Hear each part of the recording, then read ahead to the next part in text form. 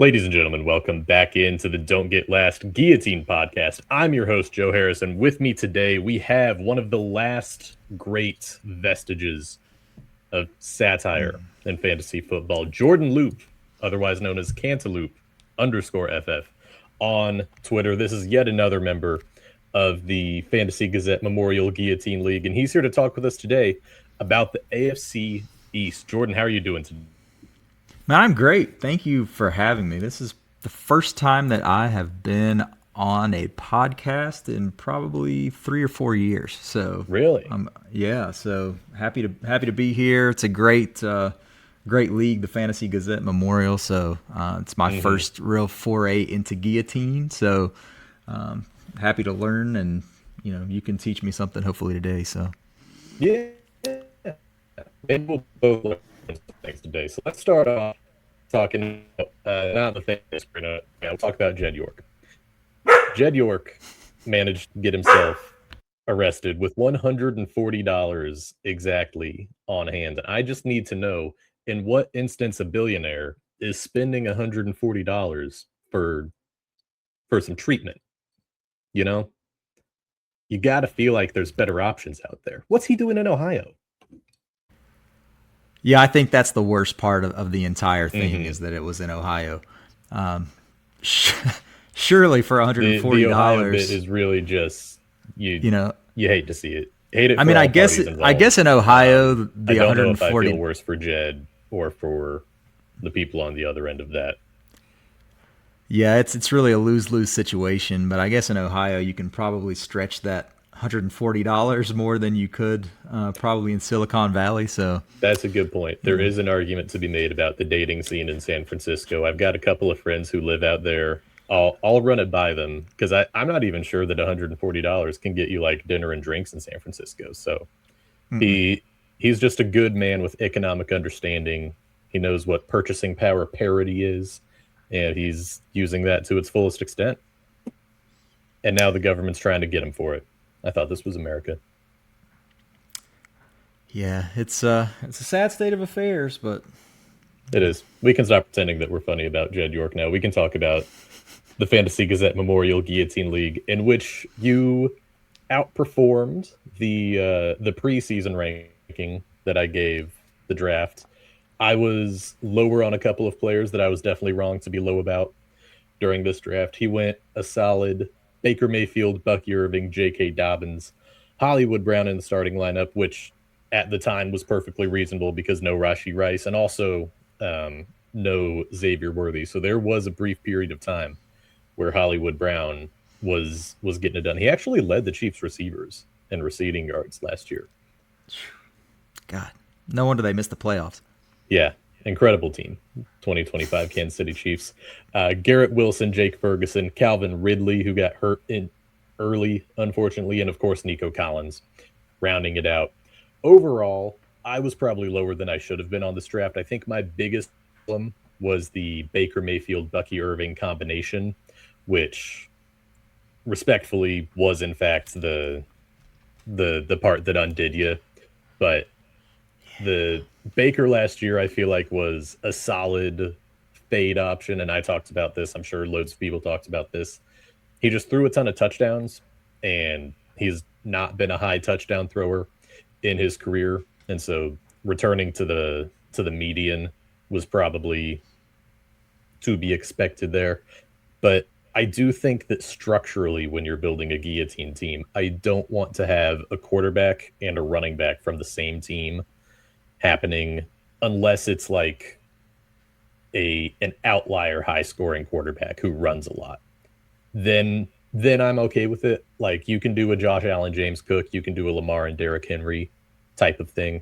Maybe you can do a Malik Willis and Devon Achane. We'll find out about that in the third team we talk about on this episode. But generally, I tend to avoid that. I want players who can, both score points independently of one another, and that's just not the case with Baker and Bucky. But what were you thinking when you were drafting this team? How'd you feel going into the year? I felt pretty good. Obviously Calvin Ridley, that didn't work out, but I thought he had a as safe of a role as far as the target share that I thought he was going to get there with what I thought was going to be an upgrade at quarterback with Cam Ward. So, a lot of things the assumptions that I made, you mentioned Hollywood Brown. I thought that was going to be solid early on in the season, which it did carry me through several weeks. It did. But, it ultimately, like you said, that Buccaneer tandem did not work out. Injuries, even some of the additions that I made, the injuries really kind of did me in. I don't think CeeDee Lamb was in the starting lineup the week that I was bounced. He was not.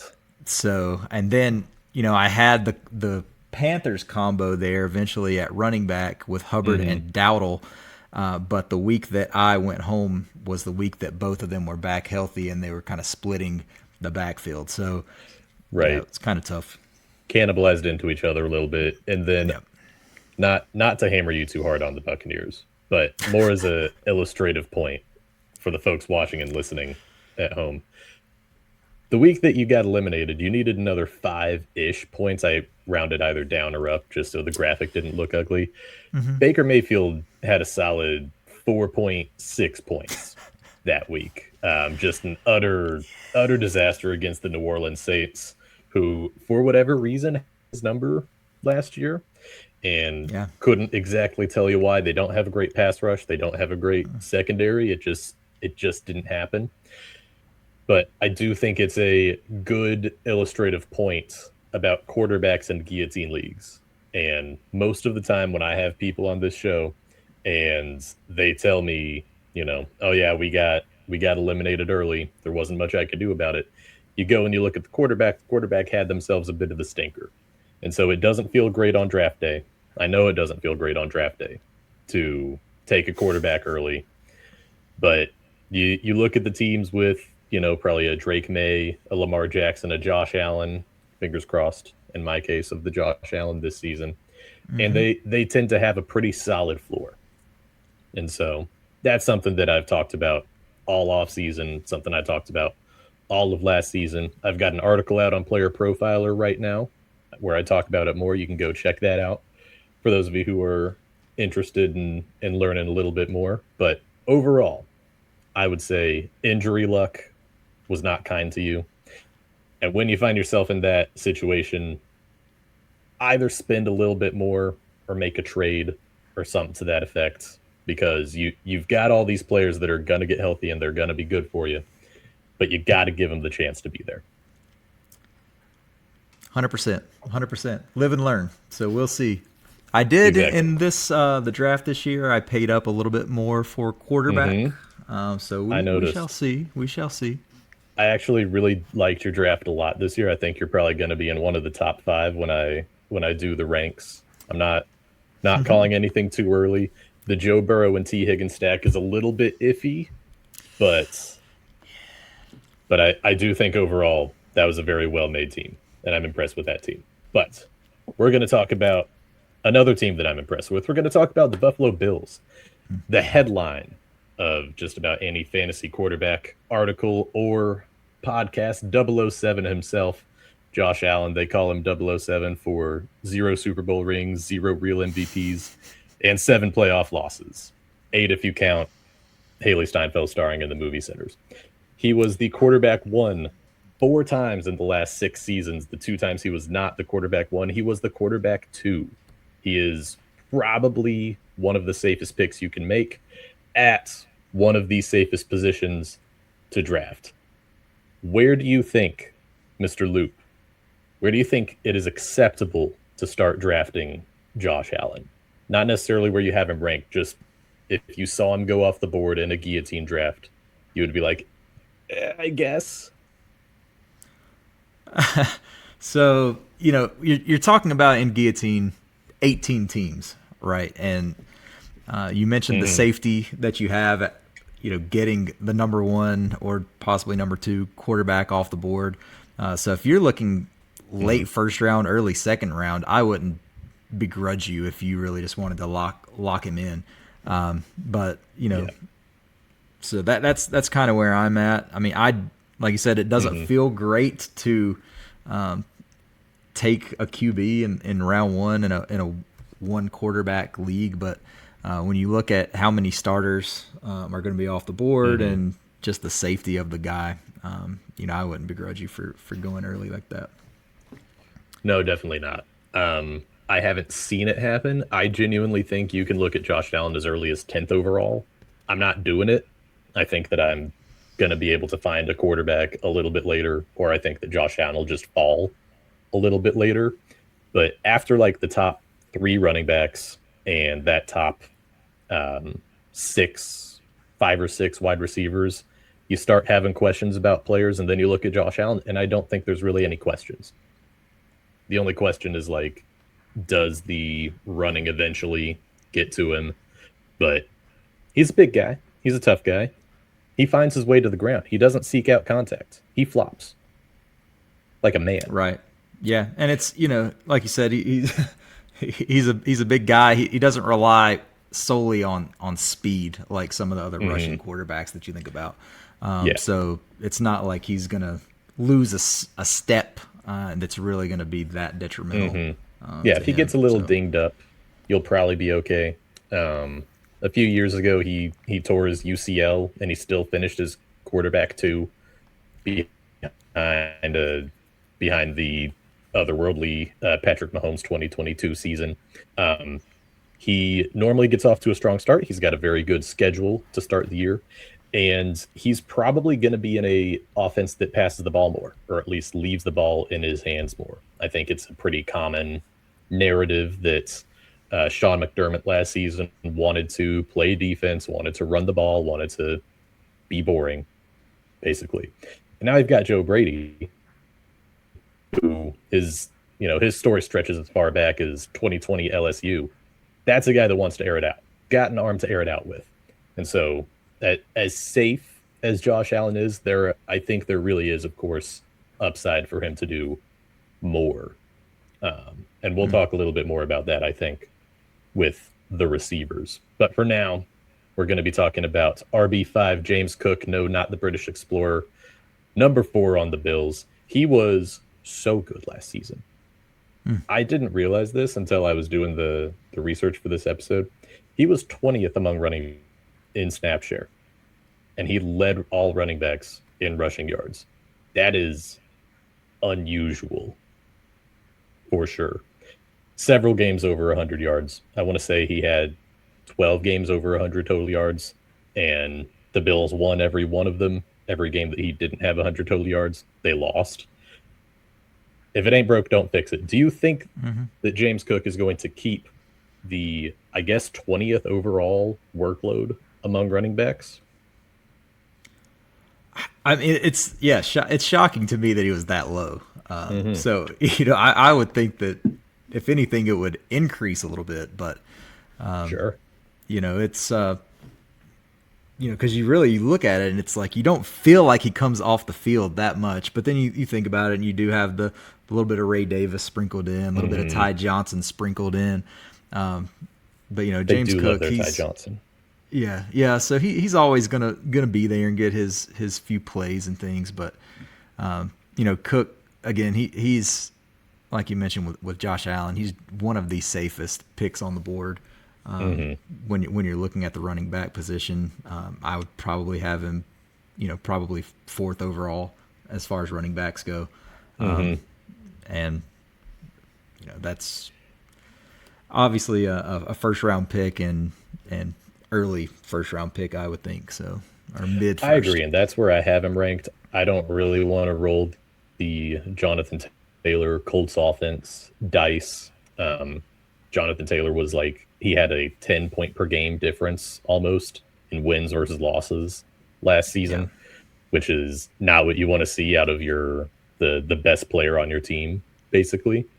I think there's also a world where both James Cook and Josh Allen are better than they were last year, and that could very well just be the offense decides they want to run more plays. They were a very slow offense last year. They were taking the clock down every time they wanted to shorten the game, and they wanted to make it so that their players were in more high leverage situations, and they win because of that. And they were pretty successful because of that. But with the new head coach happening, we can definitely see a world where both of these guys exceed expectations just because they run 100 more plays. And I don't think it would be ridiculous for that to happen. Also, wouldn't be crazy for James Cook to catch a few more passes. He only had, I want to say, 38. He was below 40 passes caught last season, and he's a good pass catcher. They should keep it up. They should get rid of Ty Johnson, is what I'm trying to say here. Although Ty Johnson, better than Isaiah Pacheco. We'll get to that later towards the end of things here. Let's talk about wide receiver 25, DJ Moore, who rejoins Joe Brady after his time in Carolina. That was the most successful time that DJ Moore had in Carolina, was when Joe Brady was calling the offense. He had the lowest number of catches in his career last season. Loupe, do you expect this going up, or do you think that he has sort of shown us that he's washed and the Bills made a bad decision trading and paying him? I don't think that he's washed. I mean, I think that's a little bit extreme to go that far. I think statistically he will be better than he was last season, just because I think they are going to try to get him the ball and prove that their investment was a smart investment. Mm-hmm. And I do think he is the best receiver that they have on the roster, even at age 29 and coming off not a great season. But you just look at the other pass catchers on the team. I do feel like he's the best option in the receiving room. So, yeah.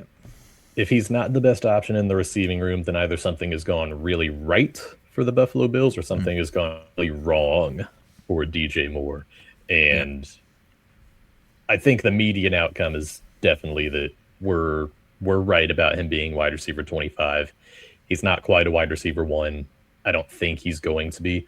I bet he has a stretch. He's going to have a month-long stretch where he catches 2 or 3 Josh Allen nukes, and he's the wide receiver 1 over that 4-week period. But A, it'll be kind of hard to predict. B, he's at least going to be in your lineup for it. He's a starting caliber player. You don't feel bad drafting DJ Moore. He's in a area where a lot of good receivers go. He's going right next to Luther Burden, which is everyone's favorite wide receiver, and surely nothing can go wrong with Luther Burden. Surely not. No. But last year he also had 10 points per game on only 50 catches, both of which were career lows outside of his rookie season. I would expect with a quarterback upgrade and more consolidated target share, we should see better out of DJ Moore. Jordan, do you have any thoughts about Khalil Shakir? Like, I know I have notes on the slide. I flipped over the slide and I looked at the picture of Khalil Shakir. I looked at wide receiver 49 and I genuinely just thought, yep, that's it. No, I mean, my thought is I did end up with Khalil Shakir in the 2026 draft. Now he is like projected to be my last flex or first bench guy. Yeah. So, I mean, it's, like you say, it's a boom bust guy. He's not going to be looked at to be the number one option or anything. So I'm sure he'll have some games, where he's startable, but he's not somebody I want to really rely on in my starting lineup. So definitely, I worry that he doesn't quite have the boom that I want out of a boom bust type of guy. His high in points last season, I think he capped out at 20 points in PPR. And that's a half PPR league in particular. But there's also a very real chance that the offense just, again, it plays faster, and DJ Moore being there adds a vertical element, which opens Khalil Shakir up more underneath. Definitely a world where that happens. I think as your last flex, you could do a lot worse than Khalil Shakir. I think that the best use case really for him is in the middle of the year when we know what defensive tendencies look like and when a team is good or bad against covering slot receivers. And if you're looking at a bye week, you've got Jamar Chase out. And we've learned that Khalil Shakir happens to be playing the Vikings, who this year are just really bad against slot receivers for one reason or another. That's the Khalil Shakir use case. And I think that can be a good payoff as a later draft pick, someone who gets you through the first 2 or 3 weeks. You replace him once we know more things about more football players. And then he can definitely fill in for you if you know why you're filling him in. He's not a guaranteed fill in type of guy. You've got to know the matchup and you've got to know it works. Because he had a much higher target share than his production would suggest. He was sort of a Wan'Dale Robinson light last season. And so you've got to know which of those games are true Wan'Dale Robinson games and which of them are more just normal guy out there type of games. Let's talk about the next, though. The tight end 11, Dalton Kincaid, who's a very interesting pick so far this year. You're still on mute. Oh, maybe the dog's still going. Okay. Yep, the dog's still going. He needs to still be on mute. That's fine. Dalton Kincaid is a very fun breakout option. He started hot. He started really hot last season. Then he got a little hurt. Welcome back. He led the position in yards per route run, first downs per route run, yards per target, fantasy points per target, and quarterback rating when targeted. If you're someone who believes that targets are earned and not just anomalous, not just given, this is someone who should profile to get more targets. At tight end 11, do you see yourself taking Kincaid, or do you want to gravitate towards more of a safer option in this format? In this format, I prefer to stick with a little bit safer option. Travis Kelce going right there. Yeah, exactly. Yeah. It's not exciting anymore. It's not, Kelce is certainly not the guy that he was, but you still know that he is going to be a big part of that offense. He may not be, as efficient as he once was. He's not going to be breaking the long runs, but the targets are still going to be there.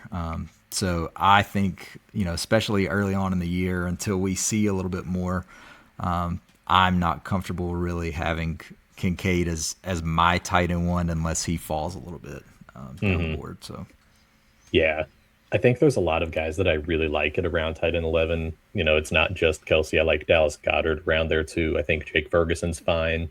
And I'm not excited about those guys. Maybe a little bit about Dallas Goedert. I'm a little Dallas Goedert curious right now. But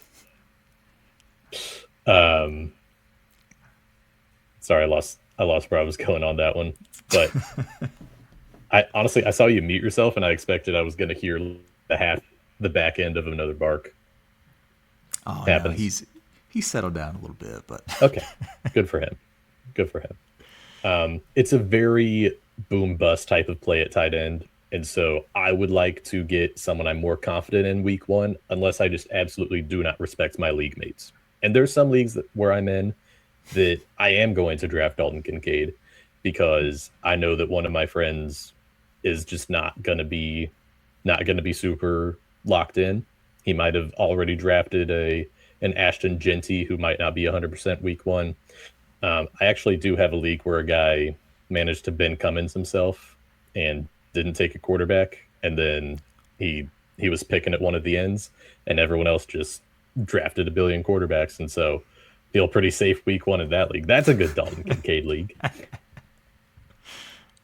And then you get to see what happens, see what his involvement is, because he didn't have a single game 60% snap share.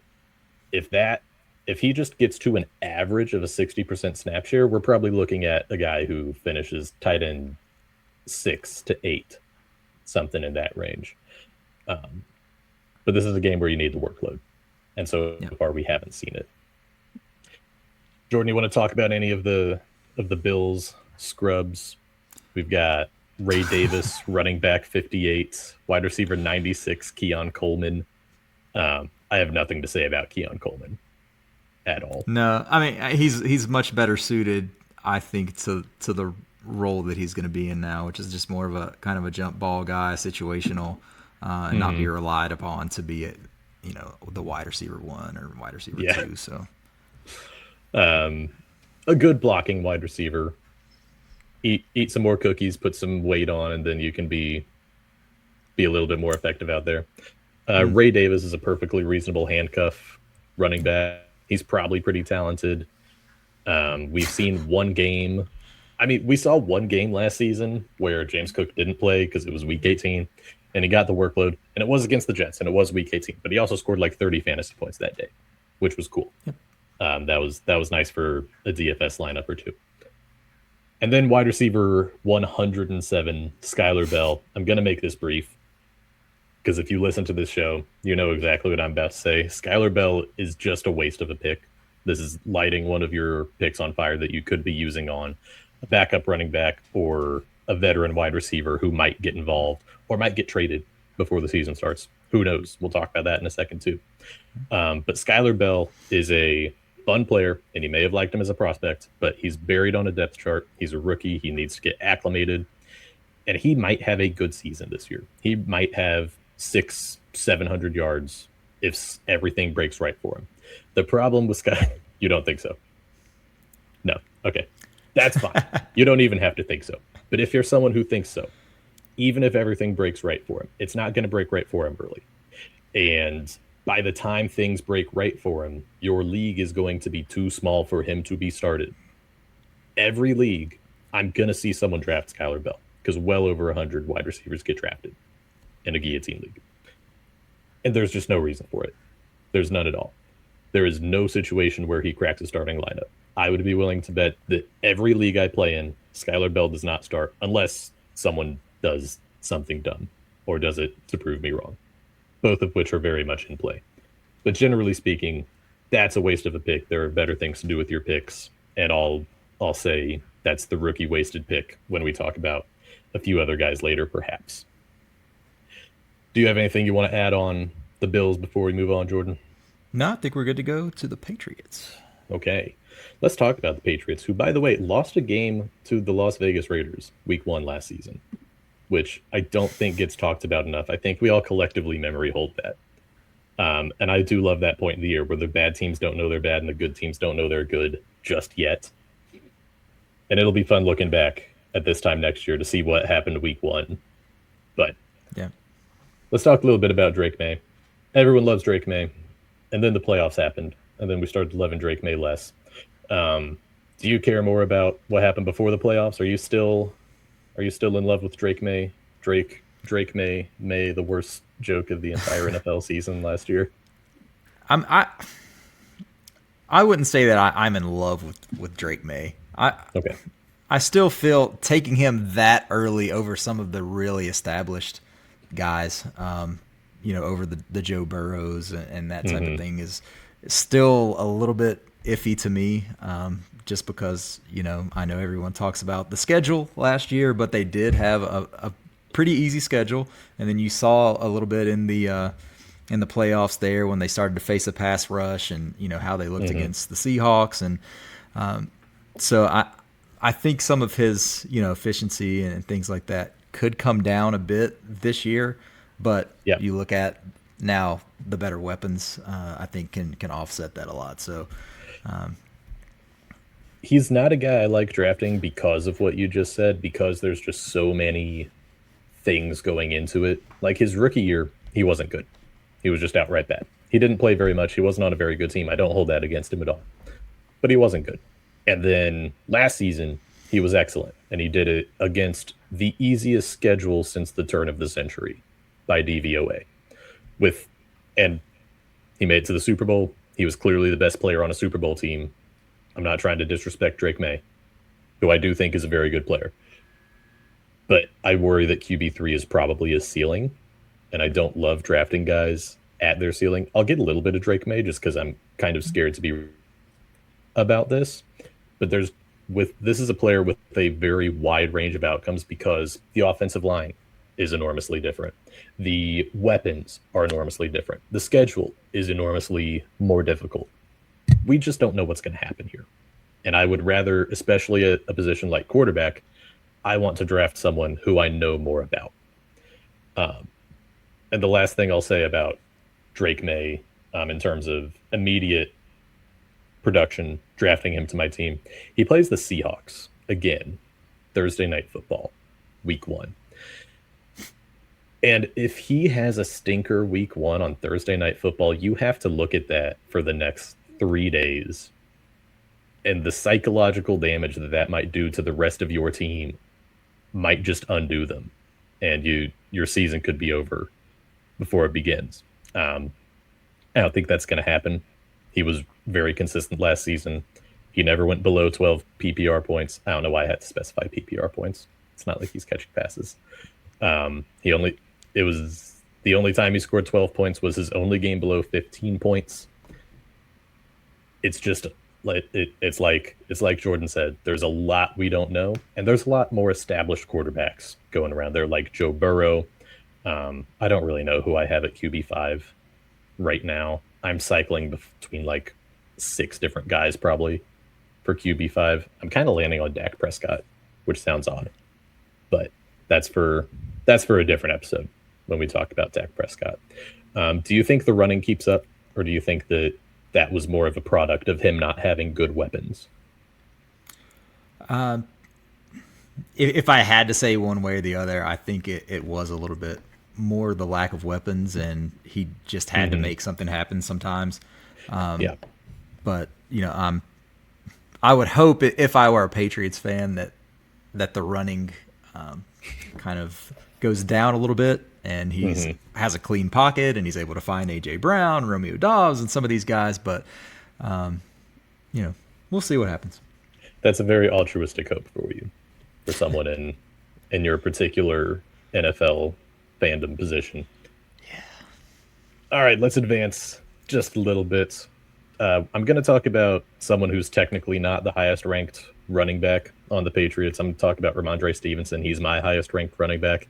I normally don't deviate that far from consensus. I don't pretend to be smarter than the people who make a living doing this.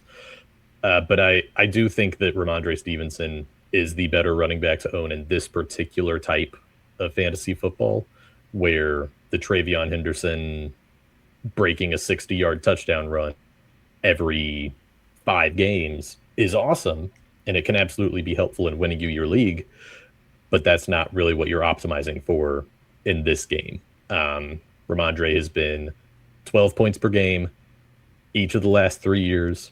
I would bet he's probably going to be around 12 points per game this year as well. He's in a really difficult range of players to rank. If you're watching, then you can see I took a clip of the 15 players going around him, and that's just a lot of guys where you've got questions, definitely, but there are safe options in there. I think Ramondre is one of the islands, sort of safe play in that range. When you're looking at a Brian Thomas Jr., a Tucker Kraft, a DK Metcalf, Kyle Pitts, like, just give me the guy who I think definitely has receiving work and should probably have the goal line work based on what we saw last year as well. Have you reached that point on Ramondre? Are you taking him over Travion Henderson? I know it's a little bit, it's flashy right now. It gets the people going. In this format, 100%. It's now, if you're playing some large tournament, it's best ball, it's something like that, then it's a different story. But in a Guillotine league, you're not so much chasing that upside and hoping to really hit on the guy who can win your league, but you're just trying to limit the downside. And Stevenson, like you said, is going to have the work, whether we want him to have it or not. Whether he fumbles 5 times in the first quarter or not, he's going to continue to get it. And that's just the way that I think it's going to be. So, there may be. I think it's just the football gods be paying us for the Ezekiel Elliott season, Belichick's last year in New England, when Ezekiel Elliott could not hold on to the ball.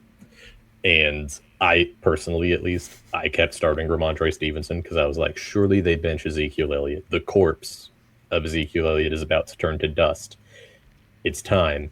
And then Ramondre Stevenson would get like 8 carries to Ezekiel Elliott's 14 carries. And he would score twice as many points as Zeke, but it didn't matter because they were going right back to him the next game. So maybe this is the football gods being a little bit, what's the word? Karm. I'm not even going to try to remember the word. Something about karma. Before we move context on from Ramondre, clues, I got you. Okay, yeah. I'm sure everyone else has picked up on it too. Before we move on from Ramondre, though, how many names in the NFL are better than Ramondre Stevenson? Are there any? Ooh, that's a good question. Um, Man, I mean it is up there really Hmm. when you get right down to it. I mean I remember when the Patriots drafted Ramondre Stevenson, and I was upset. And I didn't know anything about Ramondre Stevenson. I just wanted him to be on my team because he had a sick name. I thought it would have been fun. yeah, Little well, did I know how desperately the Chiefs needed a Ramondre Stevenson instead of an Isaiah Pacheco. yeah. What could have been? I know. Oh well. Yeah, I really don't think there's a better name than Ramondre Stevenson. I'll think about that. If you have a name, hop in the YouTube comments. Let us know what name is better than Ramondre Stevenson. But we need to talk about AJ Brown going at wide receiver 8. This is a range of players that is, I think, the most important range to get right in fantasy this year.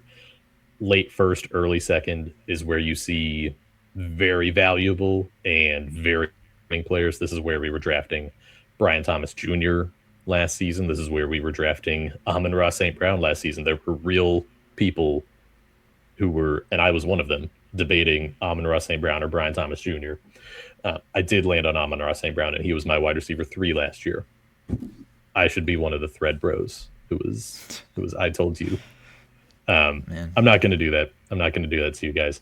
But going at wide receiver 8, getting an, I think, obvious quarterback upgrade, respectfully to Jalen Hurts. I think Drake May is just a better thrower, and AJ Brown needs to be thrown the ball to score points.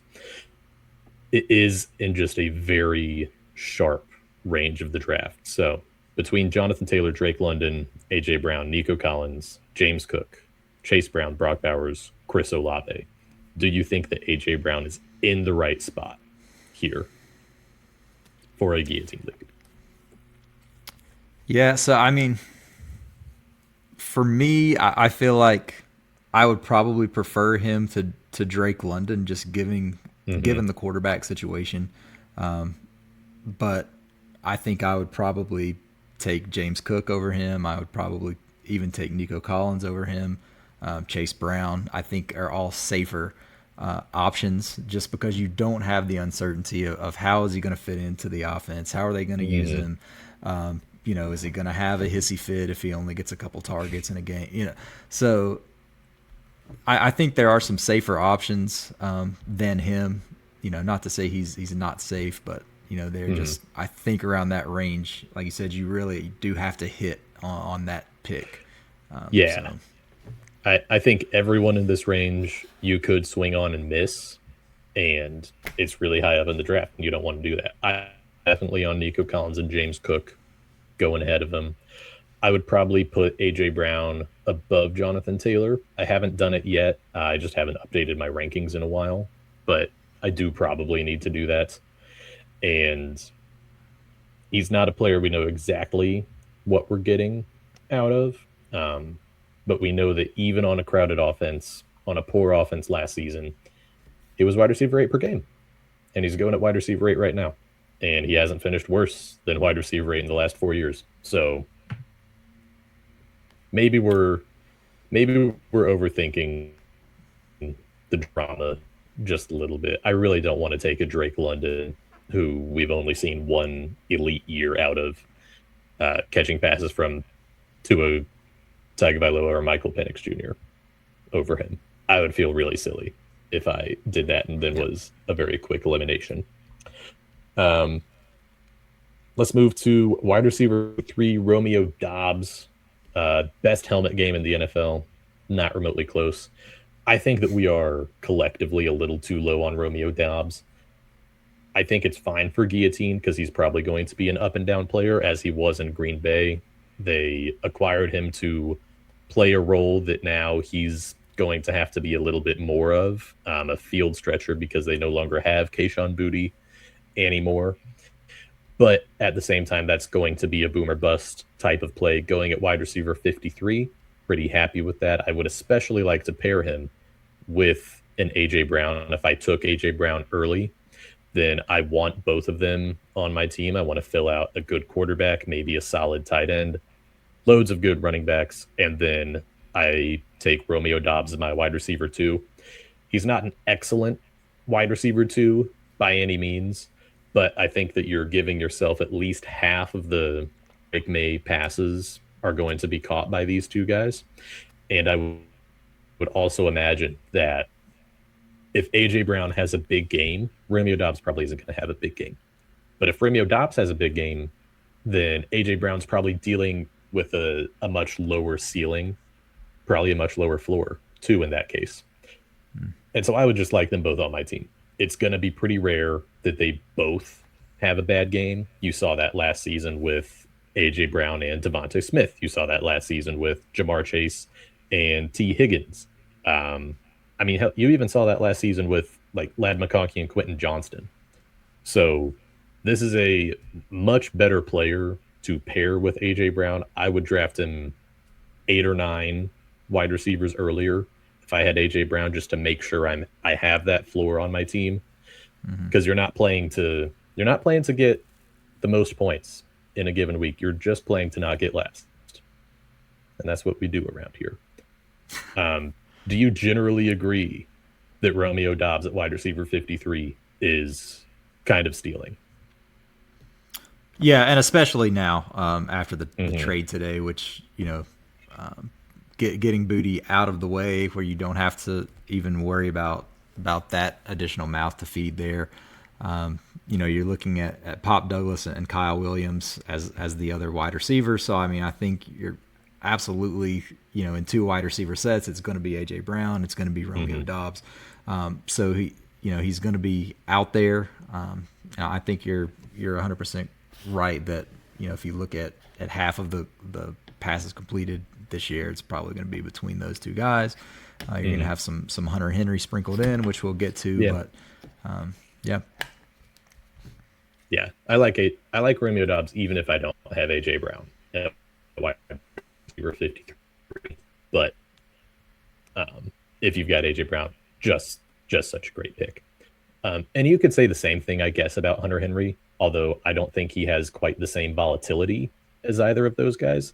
So I don't believe he's a player that works as well in that up and down, balancing each other out mold. Hunter Henry is just kind of going to be Hunter Henry. He's going to get between 7 and 12 PPR points. And you hope he just doesn't get phased out of the offense like happened at times last year. Although those were games against teams that were good against tight ends and had bad offenses, and they just didn't have to throw the ball a ton. So it was fine. Especially on a new offense, though, with guys who Drake May isn't 100% gelled with in the scheme. I think tight end 19, you can a few serviceable weeks out of him to start the year, but you're going to be looking really quickly to replace him. He's also, if you drafted a Dalton Kincaid and you want someone to put out there week 1, this would also, I think, be a pretty reasonable option. Maybe not week 1 because they play Seattle week 1, and Seattle was monstrous against tight ends, which is unfortunate. I expect him to probably finish above his ADP going at tight end 19. I don't think he's going to do it by much. I think you're getting like 2 or 3 spots of value, which for Guillotine players, that's great. But for people who are trying to have a Kenyon Sadiq smash pick, you would rather reach a little farther down there. But do you have any thoughts about Hunter Henry, forehead as big as hell? I still think where you're able to get him in drafts, I mean, that's either pairing him with a higher upside guy, like you said, Kincaid, or if you've really just waited on tight end. I mean, I feel like you're getting to that range. He is one of the safer options that you're going to be able to get in that range. Now, I guess there is a little bit of worry that maybe he loses some work to Eli Raridon as we go on, but you would hope that you've already moved on from Henry if you've progressed further on into the season there. So, yeah, if Eli Raridon matters for Hunter Henry purposes, and Hunter Henry is on your Guillotine team by the time Eli Raridon matters for Hunter Henry purposes, you have done something seriously wrong. You have not paid attention to anything being said on this show. Do we want to talk about Trevion Henderson in any more depth? Or I feel like that was a big part of the Ramondre discussion. Yeah, it's a very Kenneth Walker, Zach Charbonnet-esque situation. If Zach Charbonnet was way better and Kenneth Walker was way worse, and Zach Charbonnet was there first, and yeah, running back 25 is not a good guillotine pick. That's a best ball guy. It's Yep. a redraft guy if you're trying to win your league in the draft, and we don't do that here because you can't do that here.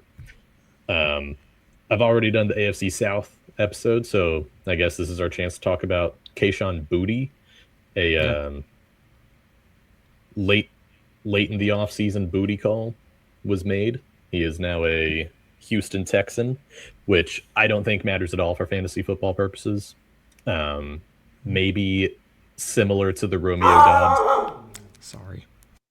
He also does not think it matters at all for fantasy football purposes. He says I'm right. Like maybe as a super, super low end second flex play. Like I'm talking you drafted, you're 11 rounds into your draft. You're in round 12. You take Kayshon Boutte. You're starting him week 1 if and only if you trade like 3 other dudes to players who suffered injuries, or maybe some of the guys you drafted were like backup quarterbacks so that you could keep one dude from having a starting quarterback at all.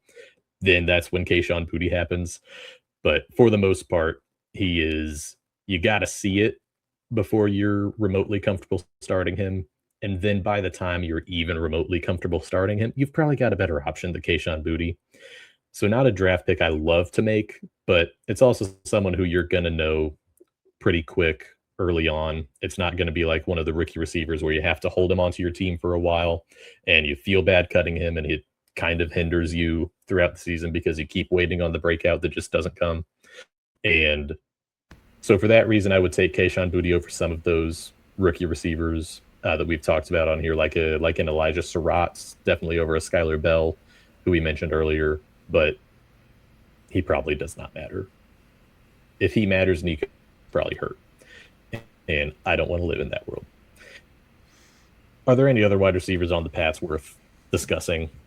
Efton Chisholm, Demario Douglas, Mac Hollins, Kyle Williams, who was picked over Luther Burden. No, I don't think so. Not in this format. I don't think that they're going to have enough of a target share, enough, relative to the offense that, so. Yep. Completely agree. All right. Let's talk about some Miami Dolphins who, to my knowledge, I actually didn't confirm this before we started recording, and I should have verbally confirmed this. Is this your team of choice? Yeah, it is. Yeah, it is. It is. Those it listening, is. that's so a throwback I'll try to Miami be Dolphins shirt. I'll try to be objective here. Honestly, I feel like fans of teams tend to just undersell their fantasy football outlook, like it respectfully, especially for a Dolphins team where you're kind of baking in some misery, and so you don't want to get some hopes up here. But I have hopes for Malik Willis. I really do. I think QB 21, just because of what he does with his legs and what we saw from him as a passer when he was in Green Bay, are a couple of really interesting data points. I have a very hard time expecting that he will be worse than QB 21. This is one of the last guys I'm willing to start the season off with. It's a little bit of a gamble, but if I'm waiting that long at quarterback, I think any quarterback I'm drafting, like he's going right around Sam Darnold. I think that he and Sam Darnold can both drop you exactly 6 points in a week 1 start, and I wouldn't be surprised by it at all. But I don't think there's a world where Sam Darnold is getting you much more than 20 points. Malik Willis can definitely do that. Believe it or not, completed 85% of his passes last season, which is probably a little bit more of a Mike LaFleur stat than a Malik Willis stat. But compared to what he was doing in Tennessee with not a great offensive coordinator, but, a reasonable offense with honestly not really NFL caliber weapons at that point, it's a market improvement. Unfortunately, he goes back to a situation without really NFL caliber weapons, which is sad. But he threw a lot to his first read That's something he might have to improve on, or maybe that just means there's going to be a lot of Devon Achane first reads. Wasn't good under pressure. I don't know how good the Dolphins' offensive line is. Do you have any insight on the Dolphins' offensive line? I mean, they have some guys, some dudes, but Okay. they're gonna have to gel. They have some young guys as well, so it's a work in progress. I'll say, yeah. Sure. Yeah, it feels like most of the teams are work in progress, but Malik Willis, just any quarterback that runs a lot is going to finish reasonably high. Um, I don't think there's been any quarterback to ever run for 700 yards and not be a top 12 quarterback in 4 point per passing touchdown scoring. I'm not sure if that's true in 6 point leagues. I hope you're not playing 6 point leagues in Guillotine. That would not be fun. So it's a pretty good late quarterback. I think he goes before QB 21 if you're in a league with sharp people, or maybe he doesn't because the sharp people have already drafted quarterbacks and don't need him. But at the end of the day, you're going to get good value on Willis. I just worry it's going to be too up and down for me to roll him out there anything but like the first 2 or 3 weeks or in a really good matchup as like a streaming option. Do you find yourself taking Malik Willis, or is that more of like you can't bring yourself to draft the starting quarterback for your favorite team? No, I mean, I think that the rushing upside and then the floor that he'll have, I think he's actually a good pick here, or like you said, even a little bit higher. The issue is not so much with him; it's with the weapons, and we'll get to those. Oh boy, we will. Or the lack thereof. But Right. he will use his legs. I was very encouraged by what I saw in Green Bay. Of course, the coach and GM from Green Bay, they brought him along with them. So obviously what they saw, they feel comfortable to bring him in. So I feel pretty good about it, and I wouldn't be. If I really waited on quarterback and addressed other positions, if I did end up with him as my QB1 to start off the season, I wouldn't be too upset about it. So, Yeah. Feels like a guy you take with one other dude, and then you can sort of play the matchups from there, and that would be more reasonable than just a naked Malik Willis. Let's talk about Devon Etienne, who was really great last season. He's going as RB7 this year. People are obviously scared of the Dolphins' offense sucking and that dragging Devon Achane down with it. But like specifically to the people who think that, did they think the Dolphins' offense was good last year? Because Devon Achane was really good last year. And I've got news. The Dolphins' offense was not really good last year at all. He is a really good pass catcher. I think there's also concern that Malik Willis hasn't thrown to his running backs much, to which I would say he hasn't had good pass catching running backs to begin with. He's been the RB5, 6, and 5 in points per game over the last 3 seasons. I think as bad and as ugly as the offense looks, it was bad and it looked ugly last season. And he still produced otherworldly good Guillotine specific fantasy numbers. Never dropped below 12.8 points in a start. He played every game last season. He was basically always 70+% of the snaps. Caught a ton of passes, even when they went away from Tua in favor of like Quinn Ewers, I want to say. He was still very effective. I think Malik Willis is better than Quinn Ewers, at least. And even if he's not, they'll bench him and Quinn Ewers will be out there. And you'll still get the same quarterback play that he was successful with last year. I think this is a much safer pick than people are making it out to be.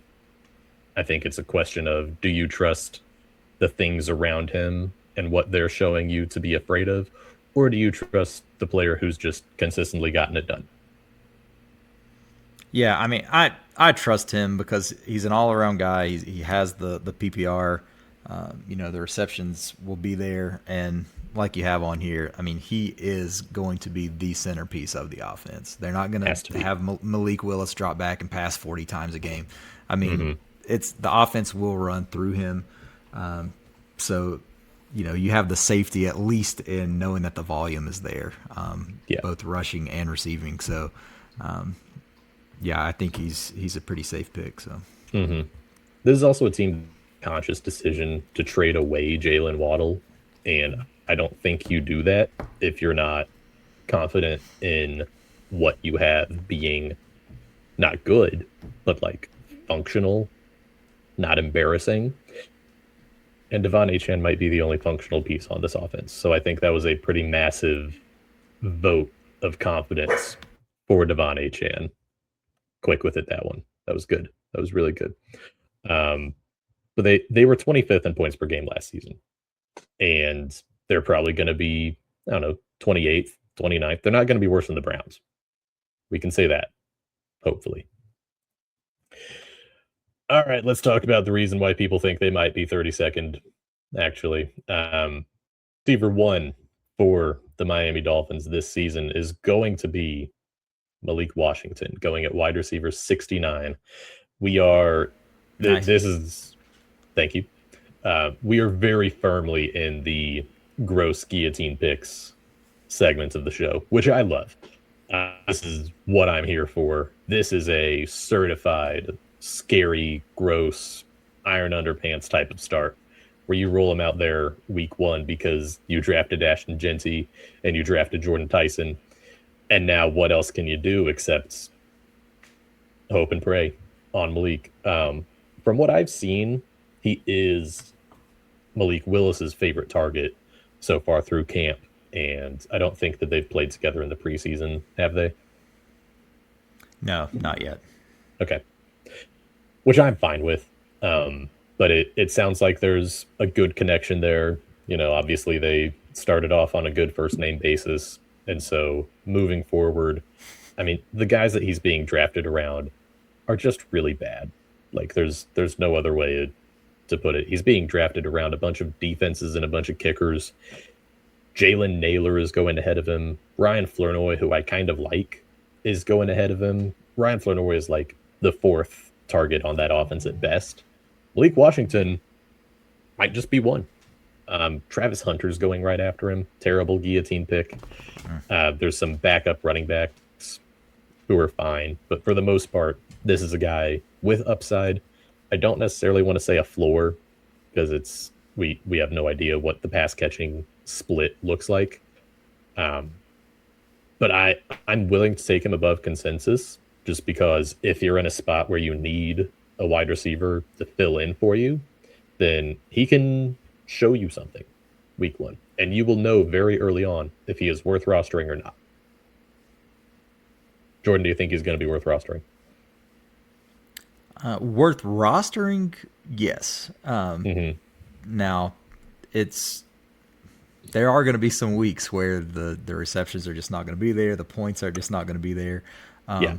But, like you said, he probably is the wide receiver one for whatever that's worth in the offense. Mm-hmm. So he's going to be on the field. What passes don't go to Achane. A lot of those I think will come his way. So, there are, when you look at all the other players that you have around him, it's hard to find much upside, and the floors are pretty low for some of those guys. So, he's definitely worth taking in this range for sure. Yeah. Unless you're playing in a league where you do start a kicker and or a defense, in which case my first piece of advice would be don't do that. The second piece of advice would be you do want to draft a kicker and a defense there. I would much rather have Brandon Aubrey than Malik Washington. I think that Brandon Aubrey is going to get 9 points week one. I have no idea what Malik Washington is going to do week one. We'll talk about kick real quick. Wide receiver 95. He sort of breaks the rookie rule of a guy who you probably shouldn't draft and stash. This is more of a draft, hope that he looks really good early. And if he doesn't, then you can get rid of him. No harm done. If you want to get really nasty, really gross, really disgusting. You can, in fact, pair him with Malik Washington and do the thing I was talking about earlier, where you start two guys on the same pass offense. You should not do that. But if you find yourself in a truly abysmal situation, I guess you can do it, because you could probably pick them both up for free by week 4. And if they have a good matchup, you shouldn't, but if you find yourself in that situation, it might be passable. I don't have much to say about Caleb Douglas. I think he might be good. I think he might be good. That's a better way to say it. Yeah. Take the training camp videos and all the hype, with a grain of salt. But Caleb Douglas is constantly being featured, and you see all these highlight catches and things. Now, how consistent that's going to be, that's tough, especially in a league like this. So I think there is a world where he could end up as the Dolphins' wide receiver 1 this season. But by the time that you would trust that, the league has shrunk so much to where do you really even want the Dolphins' wide receiver 1 in your lineup? So you probably don't. Yeah. It's very similar, I think, to Chimere Dike last season, who did become the Titans' wide receiver 1, and I believe did lead them in receiving. It just never mattered for fantasy. We'll be done with the Dolphins soon, I promise, but we do have to briefly mention tight end 30, Greg Dulcich, who I unironically believe is a great late round pick, because you will know in like 2 weeks if he is worth rostering or not. He could genuinely be like the target lead for this team. Work in the short area. He would probably always be on the field, because I don't think that Stone Smythe is taking his targets. I believe he's on the Dolphins right now, at least. Maybe he's not. I don't know the Dolphins' backup tight ends that well. When you're at pick 280, you might as well, Go ahead. Yeah. There is as much upside. Tight end 31. If there's as much upside here as you're going to find that late in a draft.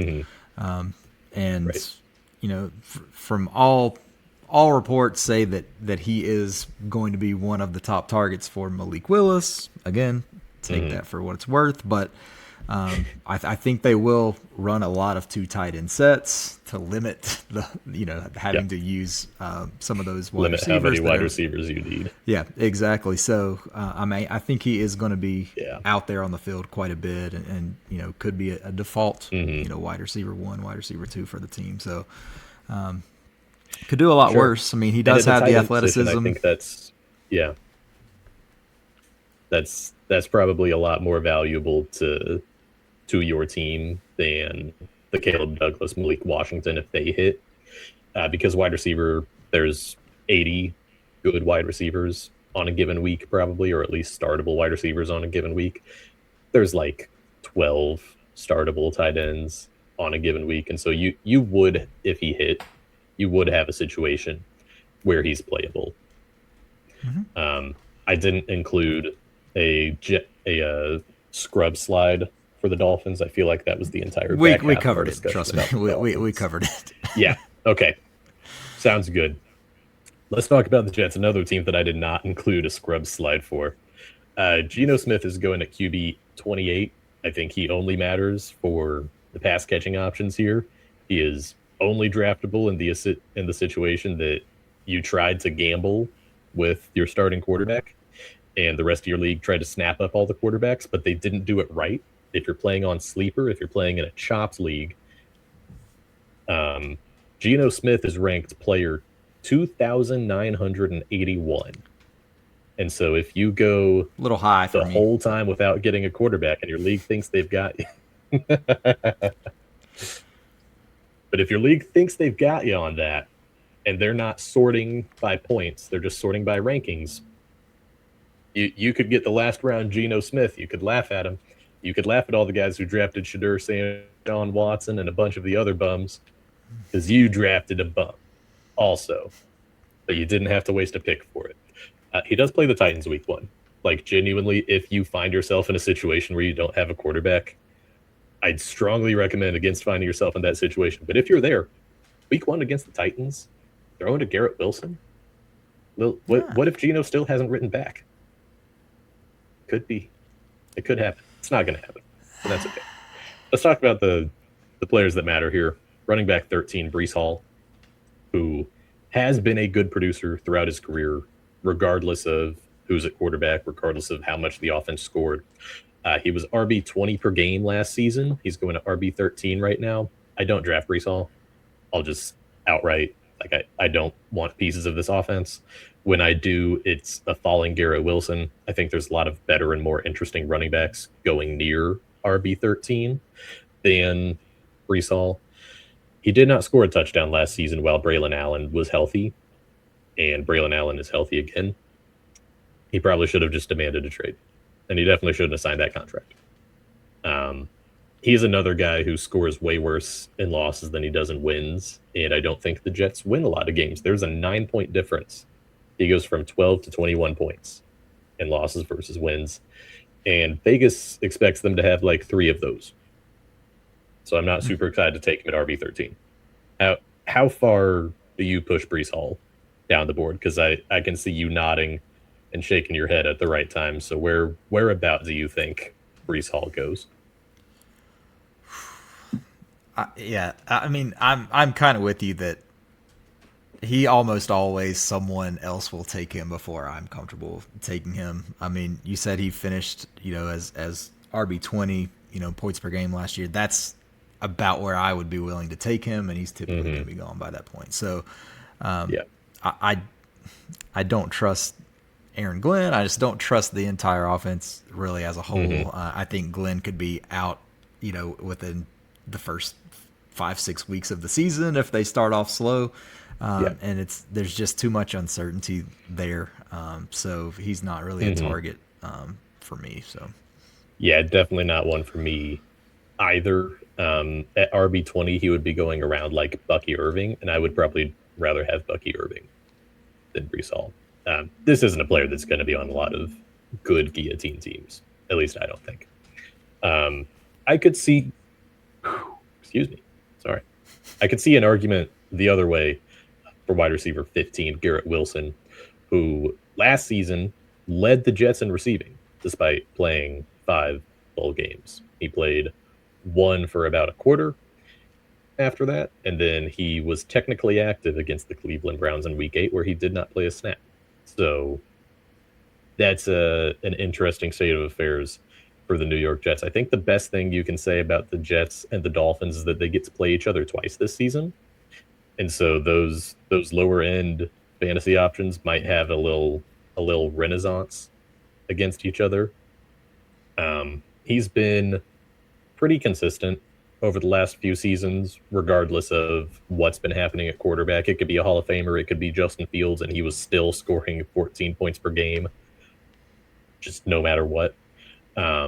His new offensive coordinator, Frank Wright, hasn't been great for wide receiver ones. I could have stopped that sentence half the way through and just said he hasn't been great, and that would have been fine. There's just too many cool guys being drafted around Garrett Wilson for me to find myself with the Garrett Wilson team, I think. And I've got the list on the board. Are there any guys on the board going above or below him who you prefer Garrett Wilson to? I mean, I think when you get into, Lad McConkey and Jalen Waddle, those, there's an argument to be made because at least 100% that Garrett Wilson is the wide receiver 1 there. There's a little bit more uncertainty maybe with a couple of those other guys and just how the targets are going to shake out. But I mean, you look at Zay Flowers, you look at Kenneth Walker, Josh Allen, Lamar Jackson. They're just so much. Yeah, there's just so much safer, and the ceiling is that much greater as well. So, I just could not take him right there where he's going with some of those other guys on the board. So, I also think that it would just be a very stressful season with Garrett Wilson as one of my top players, because that going into halftime he's going to have like 4 or 5 points. Like the thesis on Garrett Wilson is Geno Smith's down by 2 touchdowns and he's airing it out at the end of the game. And Garrett Wilson's obviously on the receiving end of it. So if you're like an adrenaline junkie, that's when the Garrett Wilson pick comes in. I'm not one of those. I don't want to be sitting there, watching Red Zone, deeply concerned, already at noon because the Jets only ever play at noon. Yeah, I don't have much else to say about Garrett Wilson. He's a fine pick. He probably needs to be going a little bit later than he is. I would honestly take both McConkey and Jalen Waddle over him just because I think that they're going to be in much better offenses. And they're still probably both the target lead in the better offenses. And even if not, I think that a Justin Herbert target is probably worth about 2 Geno Smith targets. So yep, I'd lock that in. Wide receiver 59, Adonai Mitchell, is going above Omar Cooper Jr. And I know that I generally advise against developmental rookie guys, but like Omar Cooper Jr. is one of the profiles that I'm willing to pull back on that for, just because he's a first-round pick. He was very good last season in college, and he's more of a short area guy who they should get design touches to, and I think that helps set a good floor for Omar Cooper Jr. This isn't a full endorsement of Omar Cooper. This is more of a what the fuck are we doing with Adonai Mitchell going at wide receiver 59. Probably one of the worst guillotine picks on the board right there. It's as if Gabe Davis were just like I'm just going to read it straight off of the notes because I thought it was funny. Like if Gabe Davis had 3 times fewer good games and also fumbled going into the end zone and also played on the Jets and his quarterback was Geno Smith instead of Josh Allen, and then now that I'm like 3 or 4 things down the list, you realize that just doesn't sound like a guy worth having on your team, worth rostering. I think that it's much worse to roster him than it is to roster one of the developmental guys, because you might trick yourself into starting A.D. Mitchell. And that would be a disaster. So here's time to tell him myself. He's actually someone that I end up with late in a lot of like best ball leagues and stuff. So, for Guillotine, that he's not a target, but really no Jet is a target for me in a league like this. But in a typical redraft league, in a best ball league, I still am taking him over Omar Cooper. Just I don't like kind of what I've heard so far and how I think you're going to be waiting a little bit longer than you want to on Cooper. So if you have to start one of those guys early on, I mean, God help you, but I mean, I would prefer to start A.D. Mitchell and just hope that he catches a long touchdown or something rather than Cooper, who I don't know how many snaps he's even going to get early on. So yeah, totally reasonable. Probably just don't want to be in a position where you have to make that decision at all. I do tend to think that the more you like someone for best ball, the less you should like them for guillotine. And he is a fun best ball pick. And so I probably don't want anything to do with him for a guillotine league. Let's talk a little bit about Kenyon Sadiq, who I know we're towards the end of the episode, but like it's definitely worth talking about. He was a first-round pick. He was the 16th overall pick. It wasn't a super strong draft, but like that's still a first-round tight end. When's the last time that a quarterback was drafted? A tight end was drafted in the first round and didn't finish better than tight end 20. Like I genuinely very strongly struggle to remember when that happened. I want to say the last one might be Noah Fant. And even then, I think he probably was a top 20 tight end. This is also a guy who, like, if you drafted Hunter Henry, who we talked about earlier in this episode, if you drafted Hunter Henry as your tight end 1, he's not getting it done for you for very long. So take Kenyon Sadiq in the 200s range as like your 10th round pick in a guillotine league. And maybe by the time that you're tired of Hunter Henry, Kenyon Sadiq has showed us something. He's on the Jets. We know we don't like the Jets. But again, he's going around players like Emmanuel Wilson, who's probably nothing, Jadon Blue, who's probably nothing, Katron Allen, who's probably nothing, Cooper Kupp, who's probably nothing, Shadur Sanders, who's definitely nothing. This is a first-round pick at a skill position. I don't understand him going this late. I mean, I guess it's Jets, but like the the track record for first round tight ends is way too good for me to just write him off as it's a Jet. I don't really care. Yeah, I mean, there has been some, he's had some lingering injury type things. Hmm. He's just now getting back to. So, I mean, early on in the year, I don't know that it's going to be something I'd be comfortable starting him. But like you say, if you compare him with a safer guy, you hoped it to hit on that upside a little bit later on. I think that's a good bet. And when you start naming off some of the guys that are around him, I just can't really foresee a scenario where you're ever going to be putting these guys into a lineup. Hmm. So why not take the shot on him and see what happens? So yeah, Yeah, you've got to be fine cutting him early, but um, and he might get cut early from your team, and he might make you look like a fool for cutting him early because he could finish the year on a Colston Loveland level tear. Um, but there's also a chance where he just does what Tyler Warren did last year, who was another first round rookie tight end who was playing on an offense that we didn't think was very good and just caught on fire because someone had to catch the passes there. And so I don't I definitely don't expect him to be nearly that good, but this is just way too much value for someone who you're getting around Pat Fryermuth. Just yeah, just take the guy who's very, very talented. All right. Thank you guys very much.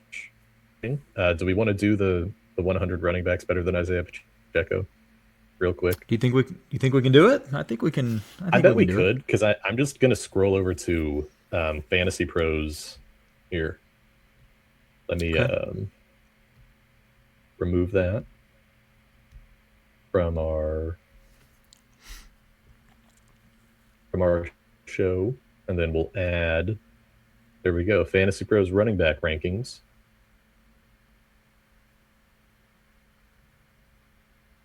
Are up here. Okay. And we're just going to go through these guys. Can I click this? Okay, no. That's not how that works. And we're going to go through these guys and we're going to say, are they better than Isaiah Pacheco? We will skip the first 50. I'm assuming the first 50 are definitely better than Isaiah Pacheco because Isaiah Pacheco is being drafted at RB52.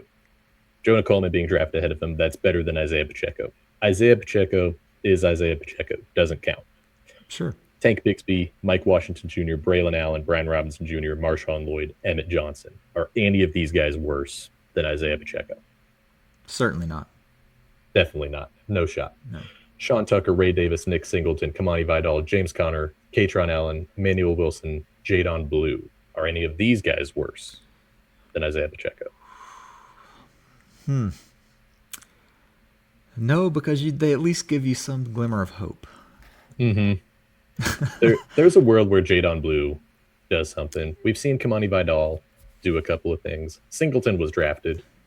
Yeah. Yeah. We've got the Dolphins guys here. We've got Justice Hill, always been a Justice Hill enjoyer.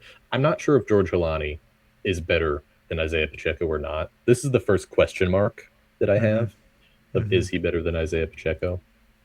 I'll click the little check mark, and I'm Okay. just going to hope that I only have to click the check mark 4 times, I guess.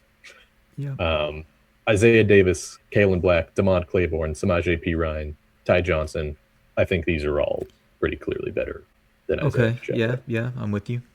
I've not seen any of these guys run backwards in a pass protection set. Not yet. Not yet. LaQuint Allen Jr. We didn't see much out of him last season, but that means we also didn't see him do really stupid things last season. Yeah, I mean, I think he has some pass catching abilities. A third down guy. Mm-hmm. Pacheco certainly doesn't have that. So he doesn't. He also doesn't have much first or second down ability, which is very impressive for someone who's made that's pretty more than $12 playing running back in the National Football League. Jordan James, Najee Harris, holy polar bear in Arlington, Texas. Najee Harris obviously better. Yep. We're Chris about Brook. to we're about to get to a name though that's I think our kindred spirits down here. Okay. Okay. I don't know exactly who we're talking about yet. I'm sure we'll get there though, Oh yeah, because I just haven't looked as far. But I think Chris Brooks, what we saw out of him last season, that's better than Isaiah Pacheco. yeah. DJ Giddens, we haven't seen much out of him just because since he's been drafted, Jonathan Taylor's been very healthy. Mm-hmm. But fourth or fifth round pick out of K State, I liked what I saw out of him coming out of K State. Devin Neal, You know, fine. it's He okay. was he had his moments Yeah, last yeah, season. Brashard Smith, I think he fills a role at least. yeah. Mm-hmm. Uh, um, very similar to the JP Ryan type of guy. Trey Benson, who's a free agent. I think there's still Benson believers out there. I'd be one of I them. I think just so. don't think there's Pacheco believers out there. Malik No, Davis seems to be no. I think Malik Davis is better. I think he's still, as Yeah. of now, still the Cowboys RB2. Hmm. Yeah, I agree. I agree. There's Seth McGowan, who's been creeping on to DJ Giddens. No Deshaun Mm-hmm. Watson there. Just more of like a it seems that the beat reporters like him. Mm-hmm. So I'm willing to give him the nod. Amari DiMercado. Yeah, see, he had some moments. Of course, he had a blunder when he fumbled the ball last Did year have a at the goal blunder. line. It was one of those That was a AD pretty Mitchell significant type blunder. things, but Yeah. he got down there, you know. He did get So down he there. at least When's the last time he saw broke. Yeah, at least he right. broke the run and He had did. the He's chance getting to paid score. more money than Yeah, Isaiah Pacheco is by the team that let Isaiah Pacheco. Kendre Miller, I think fine. I think yeah, fine. He hasn't been yeah. healthy. I'll No. check the box next to him just for the sake of it. Hmm. Adam Randall, I like him a lot more than Isaiah Pacheco. Devin I do too. Singletary has been consistent, like him more. Hmm. Caleb Johnson is worse than Isaiah Pacheco. Yep, that's the guy I That's the was. name. That's the That's the name you one I saw. was. Noted. Trevor Etienne, HN, I guess. We've seen good things out of him in the preseason. I'd like to see more out of him Yeah. in year 3. But I think that because we don't know how good he is, he's better than Isaiah Pacheco. Right. Isaac Garindo, Jerome Ford, Taj Brooks, still a Taj Brooks believer, Audric Estime, Hmm. Jarquez Hunter. Will Shipley is white. And I think that has to have at least some Right. effect. I mean, So it I'll, has I'll to. check that box. Yeah. Yeah. I'll Okay. check that box as well. At RB97, it's hard to Yeah. make that argument. Let's see. Jaleel McLaughlin. I mean, we're at RB98, but I would take Jaleel McLaughlin. I would definitely take Kareem Hunt. He was just better when they played together last season. Yeah. I don't think at Um, this point you can take Joe Mixon. I don't even know if he. right. Where is he? I mean, is he? Has he been spotted anywhere? No one's seen him for Like, years. Joe Mixon he may have been dead for months. This might be like this might be a Mitch McConnell situation here. I haven't seen proof of life right? in a Yeah. good few minutes. Uh-huh. So I think that now that we get to the Raheem Sanders, Roshan Johnson, Damian Pierce, Austin Eckler, now we're getting close to it. Mm-hmm. So now we've got to get a little creative. Um, Mm-hmm. I would, in honor of his retirement, I would definitely give Nick Chubb the nod. So that puts us at For sure. 95 running backs who are better. Yeah. Oh yeah. I mean, they don't have to be NFL running backs. So I would definitely take Kewan Lacey. I would definitely take Ahmad Oh Hardy. yeah. Yeah. Definitely If we're both of going those into guys. the college ranks, then I I mean, mean we could get into 100 the running backs thousands. alive better. Yeah, for sure. I don't know. We Mm-hmm. can scroll down here a little bit. Sione Vaki, I think, is better Yeah, I mean on the same team. he's gonna have a role this year. I mean, Hmm. Um, I saw people maybe drafting Dylan Laub last night for about the 30 minutes. the best ball streets were unbelievable for a little bit there. Um, is there a Cal Juszczyk argument here? I think there's a Cal Juszczyk argument Certainly, to be made here. Okay, he does everything that Pacheco does, but better. So, right. Um, let's see. I mean, we've seen things out of Damian Pierce. We saw 1,000-yard season out of Damian Pierce. hmm yeah, Okay. we did. We did.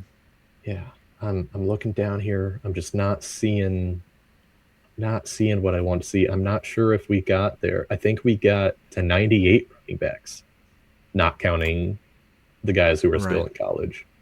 Mm-hmm. But we're looking at some rough. Is Alexander Madison? Could we call maybe a Cam Akers out of retirement? I think if they stepped into a role previously occupied by Isaiah Pacheco, Oh, that they Gus would. Edwards. Yeah, give me a Gus Edwards there Oh man, for look at sure. some of these. Look at some of these names. DJ Dallas. I mean, Look at all of these wasted rookie 4th-round picks. Elijah Mitchell. He had some moments. I He mean, had himself a moment. I mean, you could have argued he was better than Pacheco last season. He just didn't. They just didn't let him on the field because yeah. when he played against the Raiders in Week 18, he was solid. Amir Abdullah somehow still playing in preseason games.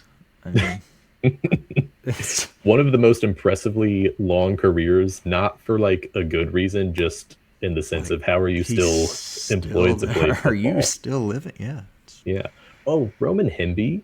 I'd be willing to buy some Roman Hemby stock. I would also buy some Tyler Beatty stock just because he led the Yeah. SEC in rushing a few years ago. Man, Khalil Herbert, he was going to be something. Khalil That Herbert guy. was going to do something. Okay. You know what? I think we did it. I think we've got 100 I running think we backs did better it. than Isaiah I think we Pacheco. did it. I think I'm we glad did we could. I tweeted it a couple of days ago, and then I had the thought of I'm not sure, but I'm glad we know. I'm glad we know. So with I that, think I think Dan Campbell knows surely by now. mhm, I think Yeah. they've got to get someone. They might get. It was just released today by the Was Cardinals. that Benson? Benson? Yeah, that's Trey Yeah. Benson.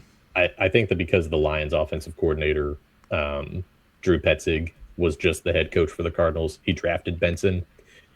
He's Oh probably yeah, going that to be the. it seems like a pretty natural fit. And God forbid something happens to Gibbs, but I don't think that you want to trust Pacheco as like your go-to guy. No, you really With can't do that.